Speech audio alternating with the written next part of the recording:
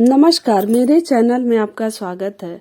आज मैं आप लोगों को माघ मास स्नान कथा अध्याय 15 और 16 का महात्म्य सुनाने जा रही हूँ। बोलो जय श्रीमन नारायण। दत्तात्रेय जी कहने लगे कि हे राजन, प्रजापति ने पापों के नाश के लिए प्रयाग तीर्थ की रचना की। सफेद गंगा जी और काली यमुना जी के जल की धारा में स्नान करने का महात्म्य भली प्रकार सुनो। जो इस संगम में माघ मास में स्नान करता है वह गर्भ योनि में नहीं आता। भगवान विष्णु की दुर्गम माया माघ में प्रयाग तीर्थ पर सब नष्ट कर देती है। माघ मास में प्रयाग में स्नान करने से मनुष्य अच्छे भोगों को भोग कर ब्रह्म को प्राप्त होता है। माघ मास तथा मकर के सूर्य में जो प्रयाग में स्नान करता है उसके पुण्यों की गिनती चित्रगुप्त भी नहीं कर सकता। 100 वर्ष तक निराहार रहकर जो पुण्य प्राप्त होता है वही फल माघ मास में 3 दिन प्रयाग में स्नान करने से होता है। जो फल 100 वर्ष तक योगाभ्यास करने से मिलता है, जैसे सर्प पुरानी के चूली को छोड़कर नया रूप ग्रहण कर लेता है, वैसे ही माघ मास में स्नान करने से मनुष्य पापों को छोड़कर स्वर्ग को प्राप्त होता है। परंतु गंगा यमुना के संगम में स्नान करने से हजारों गुना फल मिलता है। हे राजन, जिसको अमृत कहते हैं वह यह त्रिवेणी ही है। ब्रह्मा, शिव, रुद्र, आदित्य, मरुतगण, गंधर्व, लोकपाल, यक्ष, गुहा, किन्नर आदि गुणों से सिद्ध तत्वज्ञानी ब्रह्माणी, पार्वती, लक्ष्मी, शची, नैना, दिति, अदिति, संपूर्ण देव पत्नियां तथा नागों की स्त्रियों घृताची, मेनका, उर्वशी, रंभा, तिलोत्तमा, अप्सरा गण और यह सब पितर मनुष्य गण, कलयुग में गुप्त और सतयुगादि में प्रत्यक्ष सब देवता माघ मास में स्नान करने के लिए आते हैं। इन दिनों माघ मास में प्रयाग में स्नान करने से जो फल मिलता है वह ईश्वर ही कह सकता है। मनुष्य में कहने की शक्ति नहीं है। हजारों अश्वमेघ यज्ञ करने से भी वह फल प्राप्त नहीं होता। पूर्व समय में कांचन मालिनी ने इस स्नान का फल राक्षस को दिया था और इससे वह पापी मुक्त हो गया था। कार्तवीर्य कहने लगे कि हे भगवान, वह राक्षस कौन था और कांचन मालिनी कौन थी? उसने अपना धर्म कैसे दिया और उनका साथ कैसे हुआ? हे ऋषि, अत्रे ऋषि की संतानों के सूर्य, यह कथा सुनाकर मेरा कौतूहल दूर कीजिए। तब दत्तात्रेय जी कहने लगे कि राजन, इस पुरातन विचित्र इतिहास को सुनो। कांचन मालिनी नाम की एक सुंदर अप्सरा थी जो माघ मास में प्रयाग में स्नान करके कैलाश पर जा रही थी। तब उसको मार्ग में जाते हुए हिमालय के कुंज से एक धीर राक्षस ने देखा। उस सोने जैसे तेज वाली, सुंदर कटी वाली, बड़े बड़े नेत्रों वाली, चंद्रमुखी, सुंदर केश और पीन पयोधर वाली सुंदर अप्सरा को देखकर उस राक्षस ने कहा कि हे सुंदरी, कमल नैनी, तुम कौन हो और कहाँ से आ रही हो? तुम्हारे वस्त्र और वेणी भीगी हुई क्यों हैं? तुम आकाश मार्ग से कहाँ जाती हो और किस पुण्य के प्रताप से तुम्हारा शरीर ऐसा तेजस्वी और रूप ऐसा मनोहर है?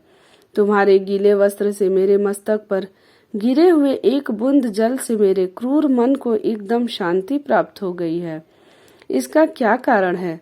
तुम बड़ी शीलवती प्रतीत होती हो, इसका कारण मुझसे कहिए। अप्सरा ने कहा कि हे राक्षस, सुनो, मैं काम रूपिणी अप्सरा हूँ। मैं प्रयाग में संगम में स्नान करके आ रही हूँ। इसी से मेरे वस्त्र भीगे हैं। अब कैलाश पर जा रही हूँ जहाँ श्री शिव निवास करते हैं। त्रिवेणी के जल से मेरी सब क्रूरता दूर हो गई है, जिसके पुण्य के प्रभाव से मैं इतनी सुंदर और पार्वती जी की प्रिय सखी हुई। जो आश्चर्य देने वाला उदाहरण मुझसे ब्रह्मा जी ने कहा था सो सुनो। मैं कलिंग देश के राजा की वैश्या थी। रूप, लावण्य और सुंदरता में अपूर्व थी। मेरी सुंदरता पर सारा नगर मोहित था और मैंने अनेकों प्रकार के भोग भोगे। अनेक प्रकार के वस्त्र और आभूषणों की घर में कोई कमी नहीं थी। कई कामी पुरुष आपस में स्पर्धा से ही मृत्यु को प्राप्त हो गए। इस तरह उस नगर में बड़ी सुंदरता से यौवन व्यतीत हुआ और मैं वृद्धावस्था को प्राप्त हो गई।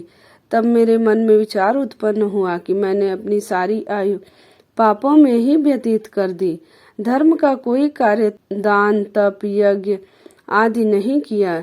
शिव या दुर्गा जी की आराधना नहीं की, न कभी भगवान विष्णु का पूजन किया। इस प्रकार अशांत चित्त से मैंने एक ब्राह्मण की शरण ली, जो वेदों का ज्ञाता और ब्रह्मनिष्ठ था। मैंने उनसे पूछा कि मेरा निस्तार किस प्रकार हो सकता है महाराज।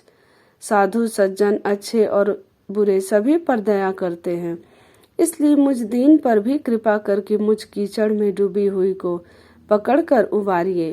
क्षीर सागर क्या हंस को ही दूध देता है, बत्तख को नहीं देता।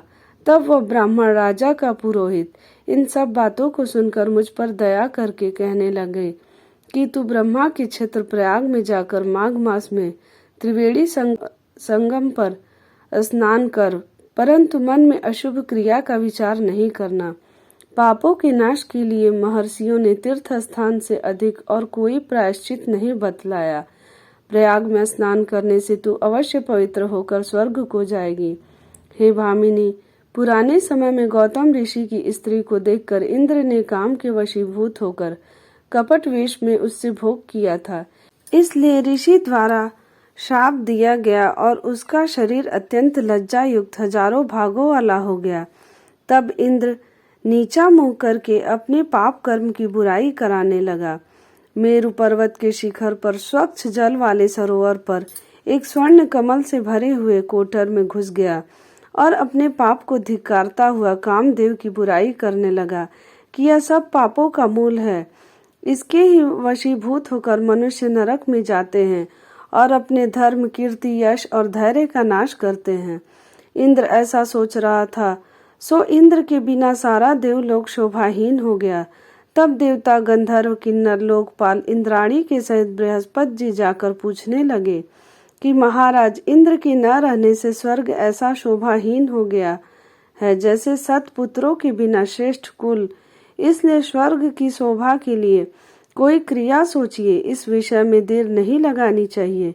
तब बृहस्पति जी कहने लगे कि इंद्र ने बिना सोचे विचारे जो कर्म किया है उसका फल भोग रहा है, सो वह कहाँ है मैं यह सब जानता हूँ। फिर गुरु जी ने सबको साथ लेकर स्वर्ण कमलों से युक्त बड़े सरोवर में इंद्र को देखा, जिसका मुख मलिन और आंखें बंद थीं। तब इंद्र ने बृहस्पति जी के चरणों को पकड़कर कहा कि इस पाप से उद्धार करके आप मेरी रक्षा कीजिए। तब बृहस्पति जी ने इंद्र से कहा कि प्रयाग में स्नान करने से ही तुम पाप मुक्त हो जाओगे। तब इंद्र सहित सबने ही प्रयाग में जाकर संगम में स्नान किया और त्रिवेणी स्नान से इंद्र पाप मुक्त हो गए।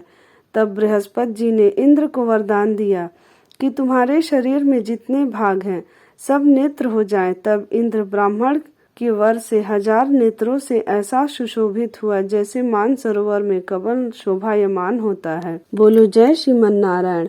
अगर आपको मेरी यह कथा अच्छी लगी हो तो मेरे चैनल को लाइक करें, सब्सक्राइब करें, शेयर करें और कमेंट में जय श्रीमन नारायण जरूर लिखें।